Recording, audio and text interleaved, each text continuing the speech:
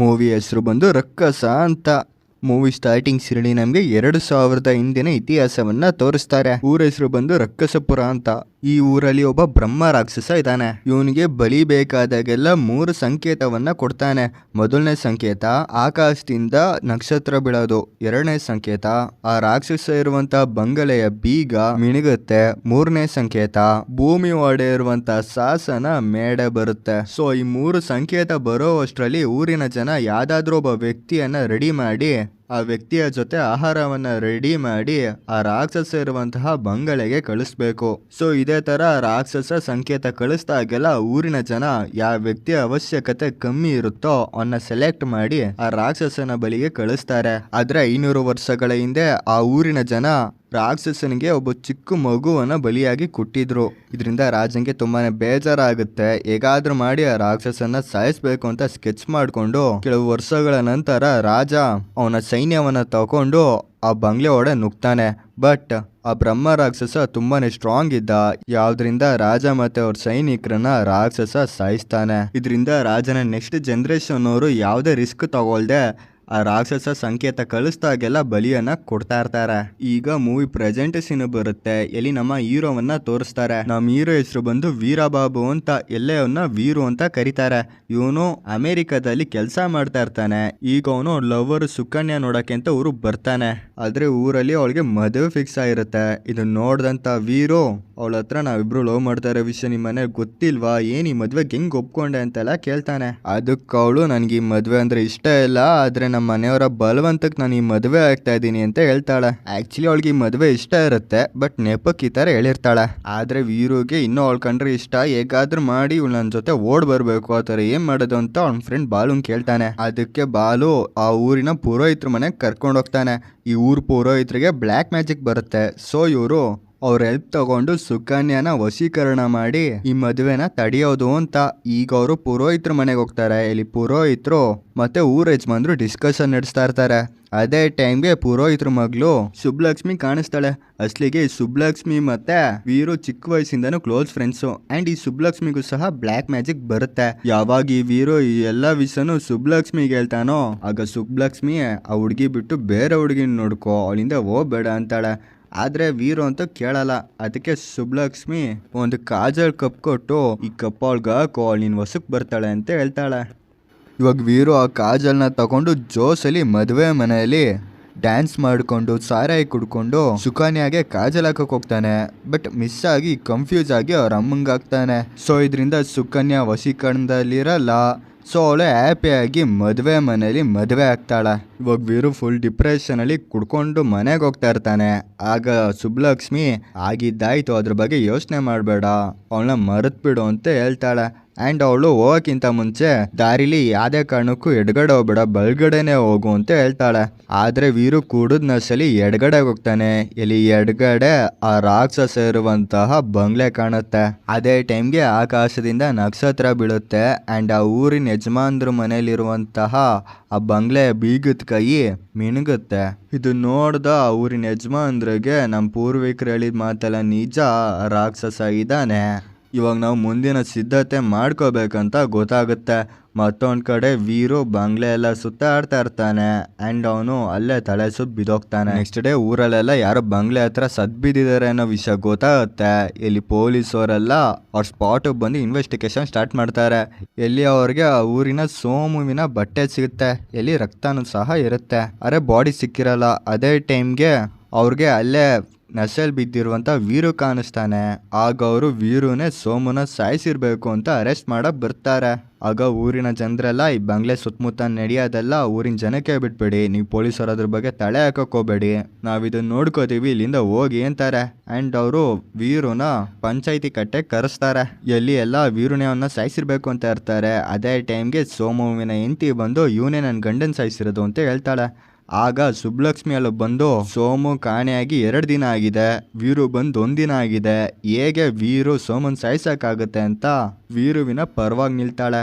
ಆದ್ರೂ ವೀರು ವಾದ ಮಾಡ್ಕೊಂಡು ಊರಿನ ಜನರಿಗೆಲ್ಲ ಕೋಪ ಬರ್ಸಿರ್ತಾನೆ. ಅದಕ್ಕೆ ಊರಿನ ಜನರೆಲ್ಲ ವೀರು ಪನಿಷ್ಮೆಂಟ್ ಆಗಬೇಕು, ನ್ಯಾಯ ಬೇಕಂತೇಳಿ ಹೇಳ್ತಾರೆ. ಆಗ ಕೊನೆಯದಾಗಿ ಫೈನಲ್ ಆಗಿ ಸೋಮು ಸತ್ತಿದನೋ ಬದುಕಿದನೋ ಅವ್ನು ಸಿಗೋತ ಅಂತ ವೀರುನೇ ಸೋಮು ನೆಂತಿನ ನೋಡ್ಕೋಬೇಕು, ಅವಳಿಗೆ ದಿನಕ್ಕೆ 200 ರೂಪಾಯಿ ಕೊಡ್ಬೇಕು, ಪ್ಲಸ್ ಅವ್ನು ಸಿಗೋತ ಅಂತ ವೀರು ಊರ್ ಬಿಟ್ಟು ಹೋಗ್ಬಾರ್ದು ಅಂಡ್ ಅವ್ನ್ಗೆ ಯಾರು ಹೆಲ್ಪ್ ಮಾಡಬಾರ್ದು ಅಂತ ಹೇಳ್ತಾರೆ. ಇದರಿಂದ ವೀರುಗೆ ಅವ್ನ ಕೆಲಸ ಅವನೇ ಮಾಡ್ಕೋಬೇಕಿರುತ್ತೆ, ಬಟ್ಟೆ ಹೋಗ್ಕೋಬೇಕಿರುತ್ತೆ, ಅಡ್ಗೆ ಮಾಡ್ಕೋಬೇಕಿರುತ್ತೆ. ಒಟ್ನಲ್ಲಿ ಅವನು ಊರಲ್ಲಿ ಕಷ್ಟ ಪಡ್ತಾ ಇರ್ತಾನೆ. ಇವಾಗ ವೀರುಗೆ ಗಂಗಯ್ಯನ ಬಗ್ಗೆ ಗೊತ್ತಾಗತ್ತೆ. ಈ ಗಂಗಯ್ಯನೇ ಲಾಸ್ಟ್ ಸೋಮುನ ನೋಡಿದ್ದು. ಇವಾಗ ವೀರು ಬಾಲು ಗಂಗಯ್ಯಂಗೆ ಎಣ್ಣೆ ಎಲ್ಲ ಕೊಟ್ಟು ಸೋಮನ್ ಬಗ್ಗೆ ಕೇಳ್ತಾರೆ. ಬಟ್ ಗಂಗಯ್ಯ ಬೇಡದೇ ಇರೋ ವಿಷಯನೇ ಹೇಳ್ತಾ ಇರ್ತಾನೆ. ನೆಕ್ಸ್ಟ್ ಡೇ ನದಿ ದಡದಲ್ಲೆಲ್ಲ ಪ್ರಾಣಿಗಳ ಅಸ್ಥಿ ಕಾಣುತ್ತೆ. ಇದನ್ನ ನೋಡ್ದಂತ ಊರ್ ಜನ ಶಾಕ್ ಆಗ್ತಾರೆ. ಈ ಕಡೆ ವೀರು ಫುಲ್ ಡಿಪ್ರೆಷನ್ಲಿ ಇರ್ತಾನೆ. ಆ ಟೈಮಲ್ಲಿ ಸುಬ್ಬಲಕ್ಷ್ಮಿ ಅವನ ಹತ್ರ ಹೋಗಿ ಅವನ ಕೈ ನೋಡಿ, ನಿನ್ ಟೆನ್ಷನ್ ತಗೋಬೇಡ, ನಿನ್ ಕಷ್ಟ ಎಲ್ಲ ದೂರ ಆಗುತ್ತೆ, ನಿಂಗೆ ಸುಕನ್ಯಾಗಿಂತನೂ ಚೆನ್ನಾಗಿ ನಿನ್ನ ನೋಡ್ಕೊಳ್ಳುವಂಥ ಹುಡುಗಿ ಸಿಗ್ತಾಳೆ ಅಂತೆಲ್ಲ ಮೋಟಿವೇಟ್ ಮಾಡ್ತಾಳೆ. ಒಟ್ಟಿನಲ್ಲಿ ಇಂಡೈರೆಕ್ಟ್ ಆಗಿ ಸುಬ್ಬಲಕ್ಷ್ಮಿ ವೀರುನ ಇಷ್ಟಪಡ್ತಾ ಇರೋ ವಿಷಯನೇ ಹೇಳಕ್ ಹೋಗ್ತಾಳೆ. ಬಟ್ ಅವನು ಕ್ಯಾಚ್ ಮಾಡಲ್ಲ. ಇದಾದ್ಮೇಲೆ ನೆಕ್ಸ್ಟ್ ಡೇ ಇಂದ ಸುಬ್ಬಲಕ್ಷ್ಮಿ ಸೀಕ್ರೆಟ್ ಆಗಿ ಸುಬ್ಬು ಬಟ್ಟೆ ಹೋಗಿ ಕೊಡ್ತಾಳೆ, ಅವನ್ಗೆ ಅಡ್ಗೆ ಮಾಡ್ಕೊಡ್ತಾಳೆ. ಒಟ್ಟಿನಲ್ಲಿ ಯಾರಿಗೂ ಗೊತ್ತಾಗದೇ ಇರೋ ರೀತಿ ಅವನ್ಗೆ ಹೆಲ್ಪ್ ಮಾಡ್ತಾಳೆ.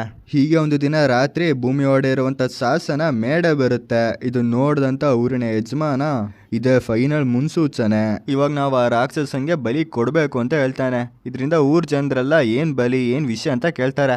ಆಕ್ಚುಲಿ ಆ ರಾಕ್ಷಸ ಸುಮಾರು ವರ್ಷಗಳಿಂದ ಯಾವುದೇ ಬಲಿ ಕೇಳಿರಲ್ಲ. ಸೊ ಈ ಜನರೇಷನ್ ಅವ್ರಿಗೆ ಆ ರಾಕ್ಷಸನ ಬಗ್ಗೆ ಗೊತ್ತೇ ಇರಲ್ಲ. ಆಗ ನಮ್ಗೆ ಫ್ಲಾಶ್ ಬ್ಯಾಕ್ ಅನ್ನ ಹೇಳ್ತಾರೆ. ಎಲ್ಲಿ 2000 ವರ್ಷಗಳ ಹಿಂದೆ ಆ ಊರಲ್ಲಿ ಒಂದು ದೊಡ್ಡ ಮಹಾಮಾರಿ ಬಂದಿರುತ್ತೆ. ಎಲ್ಲಿ ಯಾವ ರೋಗದಿಂದ ಊರ್ ಜನರೆಲ್ಲ ಸಾಯ್ತಾ ಇರ್ತಾರೆ, ಕೋವಿಡ್ ತರ. ಆಗ ಊರಿನ ರಾಜ ಒಬ್ಬ ಬ್ರಹ್ಮ ರಾಕ್ಷಸನ ಕರೆಸಿ ಅವನ ಸಹಾಯದಿಂದ ಮಹಾಮಾರಿ ರೋಗವನ್ನ ತೊಲಗಿಸ್ತಾನೆ. ಆದ್ರೆ ಆ ಬ್ರಹ್ಮ ರಾಕ್ಷಸ ಒಂದು ಕಂಡೀಷನ್ ಇಟ್ಟಿರ್ತಾನೆ. ಅದೇನಪ್ಪ ಅಂದ್ರೆ, ನಾನು ಕೇಳ್ದಾಗೆಲ್ಲ ಊರು ಎಲ್ಲ ಮನೆಯಿಂದನೂ ಸ್ವಲ್ಪ ಆಹಾರ ಮತ್ತೆ ಒಬ್ಬ ವ್ಯಕ್ತಿ ಬೇಕು. ನಾನು 3 ಸಂಕೇತವನ್ನ ಕಳಿಸ್ತೀನಿ. ಅಷ್ಟರಲ್ಲಿ ನೀವೇನಾದ್ರೂ ಆಹಾರ ತಗೊಂಡು ನಮ್ಮ ಬಂಗ್ಲೆ ಹತ್ರ ಬಂದ್ರೆ ಓಕೆ, ಇಲ್ದೆ ಹೋದ್ರೆ ಇಡೀ ಊರನ್ನೇ ನಾಶ ಮಾಡ್ತೀನಿ ಅಂತ ಹೇಳ್ತಾನೆ. ಆಗ ರಾಜ ಇಡೀ ಊರ ಜನರ ಪ್ರಾಣ ಕಾಪಾಡೋಕ್ಕೋಸ್ಕರ ಒಂದು ಬಲಿ ತಾನೆ ಕೊಟ್ರಾಯ್ತು ಅಂತ ಅದು ಒಪ್ಕೋತಾನೆ. ಸೊ ಅಂದಿನಿಂದ ಯಾವಾಗೆಲ್ಲ ರಾಕ್ಷಸ ಆಹಾರವನ್ನು ಕೇಳ್ತಾನೋ ಆಗ ಒಂದು ಬಲಿಯನ್ನು ಕೊಡ್ತಾ ಇರ್ತಾರೆ.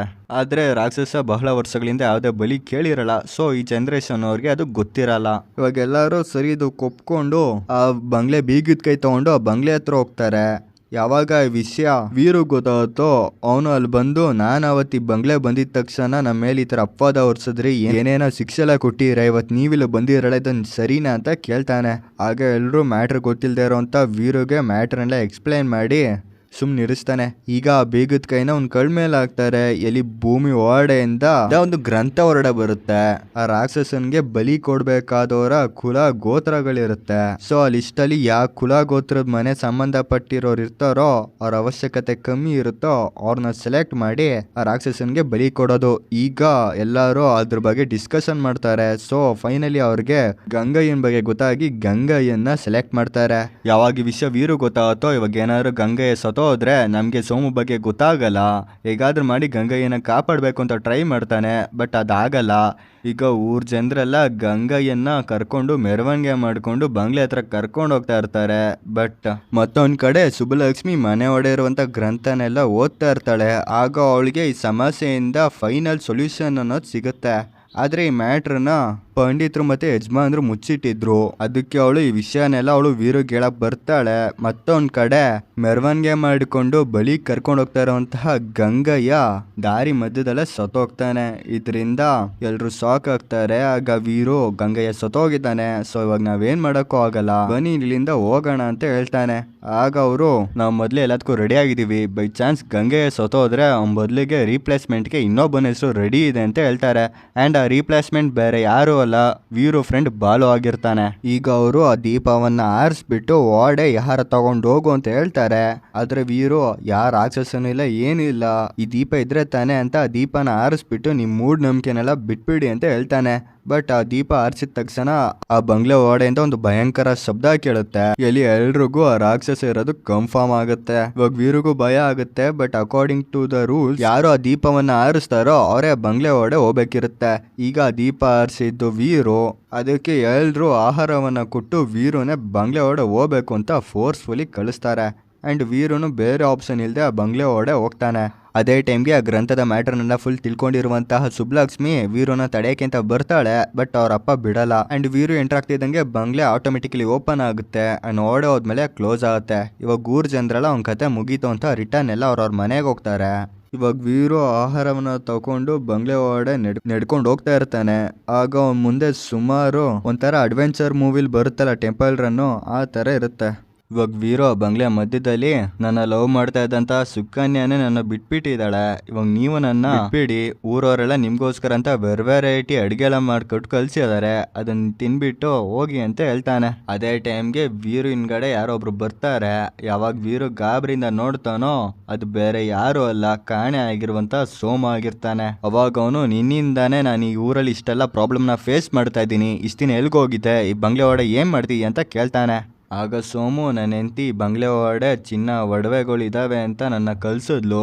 ಯಾವಾಗ ನಾನು ಈ ಬಂಗ್ಲೆ ಒಳಗಡೆ ಎಂಟ್ರ್ ಆದ್ನೋ ಆ ಬಂಗ್ಲೆ ಬಾಗ್ಲು ಆಟೋಮೆಟಿಕ್ಕಾಗಿ ಕ್ಲೋಸ್ ಆಯಿತು. ಆ್ಯಂಡ್ ಅವತ್ತಿಂದ ನಾನು ಇದ್ರೊಳಗಡೆ ಹೋಗೋಕ್ಕೆ ಪ್ರಯತ್ನಿಸ್ತಾ ಇದೀನಿ, ನನ್ನ ಕೈಲಿ ಆಗ್ತಾ ಇಲ್ಲ. ಈ ಟ್ರ್ಯಾಪ್ ಒಳಗಡೆ ಹೇಗಾದ್ರೂ ಮಾಡಿ ಹೊರಡೆ ಹೋಗ್ಬೇಕು, ಆದರೆ ಅದು ಹೇಗೆ ಅಂತ ನನಗೂ ಗೊತ್ತಿಲ್ಲ ಅಂತ ಹೇಳ್ತಾನೆ. ಆ್ಯಂಡ್ ಅವನು ಒಂದು ಬಂಡೆಯನ್ನು ತೋರಿಸಿ, ಬಂಡೆಯನ್ನು ಜರ್ಸಿದ್ರೆ ಒಳಗಡೆ ಒಂದು ಗುಹೆ ಇದೆ, ಬಹುಶಃ ಆ ಗುಹೆ ಮುಖಾಂತರ ನಾವು ಹೊರಡೆ ಹೋಗ್ಬೋದು ಅಂತ ಹೇಳ್ತಾನೆ. ಇವಾಗ ಇವರಿಬ್ರು ಆ ಬಂಡೆಯನ್ನು ಜರ್ಸಕ್ಕೆ ಟ್ರೈ ಮಾಡ್ತಾರೆ. ಬಟ್ ಅದೇ ಟೈಮ್ಗೆ ಬ್ರಹ್ಮ ರಾಕ್ಷಸ ಅಲ್ಲಿ ಬರ್ತಾನೆ. ಆಗ ಇವರಿಬ್ರು ಅವನಿಂದ ಔಸ್ಕೋತಾರೆ. ಆಗ ಅವ್ರಿಗೆ ಅಲ್ಲಿರುವಂತ ಒಂದು ಸೀಕ್ರೆಟ್ ಗುಹೆ ಬಗ್ಗೆ ಗೊತ್ತಾಗುತ್ತೆ. ಯಾವಾಗ ಅವರು ಗುಹೆ ಒಳಗಡೆ ಹೋಗ್ತಾರೋ ಅಲ್ಲಿ ಸುಮಾರು ಅಸ್ಥಿ ಪಂಜರಗಳು ಸಿಗ್ತವೆ.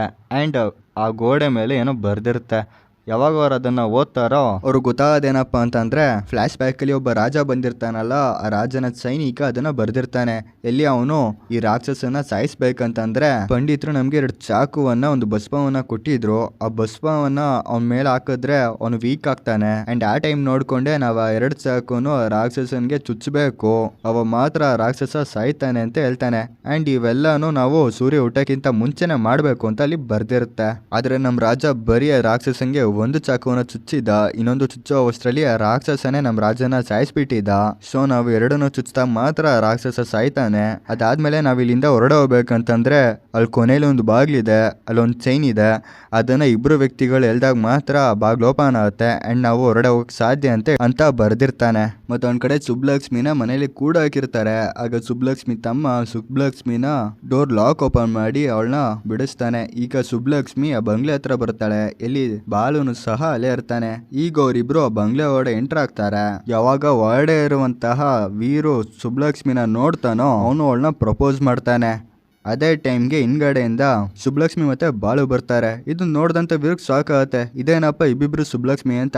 ಅಸ್ಲಿಗೆ ಅವ್ನು ಪ್ರಪೋಸ್ ಮಾಡಿದ್ದು ಒಂದು ದೆವ್ವಕ್ಕೆ. ಈ ಪಿಸಾಚಿ ಬಂದಂತ ಮನುಷ್ಯರನ್ನೆಲ್ಲ ಡಿಸ್ಟ್ರಾಕ್ಟ್ ಮಾಡಿ ಅವ್ರನ್ನ ರಾಕ್ಷಸನ ಹತ್ರ ಕರ್ಕೊಂಡು ಹೋಗ್ತಾ ಇರುತ್ತೆ. ಇವಾಗ ಈ 4 ಜನ ದೇವದಿಂದ ಎಸ್ಕೇಪ್ ಆಗಿ ಸುಬ್ಲಕ್ಷ್ಮಿ ಮತ್ತೆ ವೀರು ಆ ಗ್ರಂಥದ ಮ್ಯಾಟರ್ನ ಡಿಸ್ಕಸ್ ಮಾಡ್ತಾರೆ. ವೀರುಗೆ ಆ ಗುಹೆಲಿ ಒಂದು ಲಾಕೆಟ್ ಸಿಗುತ್ತೆ. ಆ ಲಾಕೆಟ್ ಅಲ್ಲಿ ಆ ಬಂಗ್ಲೆ ಮ್ಯಾಪ್ ಇರುತ್ತೆ. ಇವಾಗ ಅವ್ರಿಬ್ರು ಟೀಮ್ ಮಾಡ್ಕೊಂಡು ಆ ಚೈನನ್ನ ಎಲ್ಲಕ್ಕೆ ಹೋಗ್ತಾರೆ. ಈ ದಾರಿ ಮಧ್ಯದಲ್ಲೇ ದೆವ್ವ ಅವ್ರನ್ನ ಟ್ರ್ಯಾಪ್ ಮಾಡುತ್ತೆ, ಡಿಸ್ಟ್ರಾಕ್ಟ್ ಮಾಡುತ್ತೆ. ಅವ್ರು ಫೈನಲಿ ಆ ಚೈನನ್ನ ಎಳಿತಾರೆ. ಇವಾಗ ರಾಜ ಮತ್ತೆ ರಾಕ್ಷಸ ಯುದ್ಧ ಮಾಡಿದಂತಹ ಆ ರೂಮಿನ ಬಾಗ್ಲು ತೆರೆಯುತ್ತೆ. ಇಲ್ಲಿ ಸುಮಾರು ಸೈನಿಕರ ಅಸ್ಥಿ ಪಂಜರಗಳು ಸಿಗುತ್ತೆ. ಅಂಡ್ ವೀರುಗೆ ಆ ರಾಕ್ಷಸನ ವೀಕ್ ಮಾಡುವಂತ ಪೌಡರು ಮತ್ತೆ ಆ ಚಾಕು ಸಹ ಸಿಗುತ್ತೆ. ರಾಜ ಒಂದ್ ಚಾಕು ಚುಚ್ಚಿಯಾನೆ.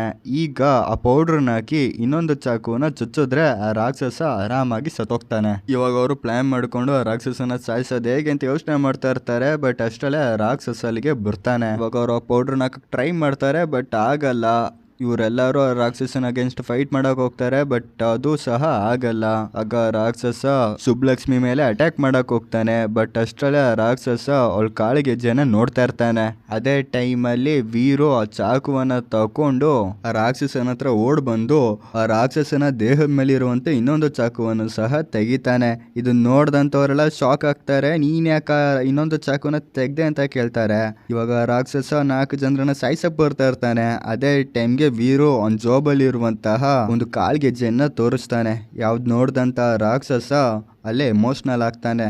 ಅಸ್ಲೆಗೆ 500 ವರ್ಷಗಳ ಹಿಂದೆ ಒಂದು ಮಗುವನ್ನ ರಾಕ್ಷಸನಿಗೆ ಬಲಿಯಾಗಿ ಕೊಟ್ಟಿರ್ತಾರೆ. ಯಾವಾಗ ರಾಕ್ಷಸ ಹೆಣ್ಮಗುವನ್ನ ನೋಡ್ತಾನೋ ಅವನ್ಗೆ ಆ ಚಿಕ್ಕ ಮಗು ಮೇಲೆ ಪ್ರೀತಿ ಹುಟ್ಟುತ್ತೆ. ಆ ರಾಕ್ಷಸ ತನ್ನ ಮಗಳಿಗಿಂತ ಹೆಚ್ಚಾಗಿ ಆ ಮಗುವನ್ನ ಬೆಳೆಸ್ತಾ ಇರ್ತಾನೆ. ಅಂಡ್ 6 ವರ್ಷಗಳ ನಂತರ ಆ ಮಗು 6ನೇ ವಯಸ್ಸಲ್ಲಿರುವಾಗ ರಾಜ ಮತ್ತೆ ಅವ್ರ ಕಡೆಯವರು ರಾಕ್ಷಸನ ಸಾಯಿಸಕ್ಕೆ ಅಂತ ಬರ್ತಾರೆ. ಮಿಸ್ ಆಗಿ ಒಂದು ಬಾಣ ಮಗು ಮೇಲೆ ಬೀಳುತ್ತೆ.